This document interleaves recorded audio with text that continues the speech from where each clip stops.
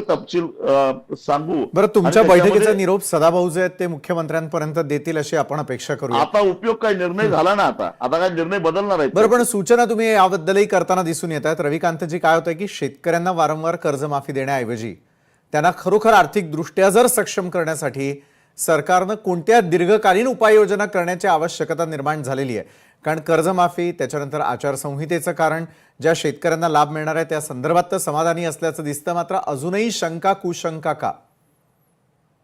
काय होतं आता ही कर्जमाफी झाली, याच्या मोठमोठ्या हेडलाईन येणार, टीव्ही चॅनलला बातम्या येणार आणि मग शहरातल्या लोकांना काय वाटतं की हे शेतकऱ्यांना वारंवार कर्जमाफी देतात।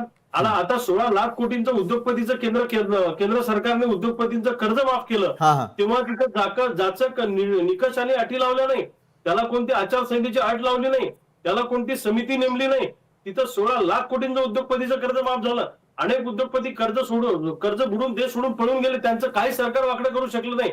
पण शेतकऱ्यांना थोडं द्यायचं म्हटलं की याला समित्या लावणार, कमिट्या लावणार, असं ठरलं होतं सह्याद्रीच्या बैठकीमध्ये की सगळ्या शेतकरी नेत्यांशी परदेशी समितीने चर्चा करायची आणि मग निर्णय घ्यायचा।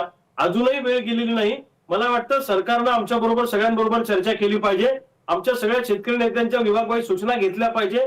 प्रत्येक पीक वाईज वेगळी वेगळी परिस्थिती आहे, सगळ्यांच्या सूचना घेऊन पुनर्विचार त्या कर्जमाफीचा केला पाहिजे, भक्कम कर्जमाफी दिली गेली पाहिजे असं आमचं म्हणणं आहे। आम्हालाच अटी शर्ती का लावता? आणि तुम्ही जो बेसिक प्रश्न विचारला सातत्यानं कर्जमाफी का करावी लागते, तर शेतीमालाच्या भावात आम्हाला लुटलं जातं।